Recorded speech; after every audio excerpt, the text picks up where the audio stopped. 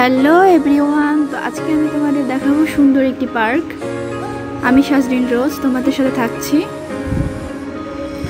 তো দেখো, আমি আজকে হাঁটতে হাঁটতে চলে এসেছি খুব সুন্দর একটি পার্কে। এখানে দেখো কত সুন্দর জায়গা, চারিপাশে গাছ, আর এই যে মাঝখানে যে ছোট ছোট এই যে সারি সারি করে গাছগুলো দেখতে পাচ্ছ, এইগুলো হচ্ছে গিয়ে তেজপাতা। তো এখানকার লোকরা হয়তো খায় না, এই যে এইগুলো হচ্ছে তেজপাতা।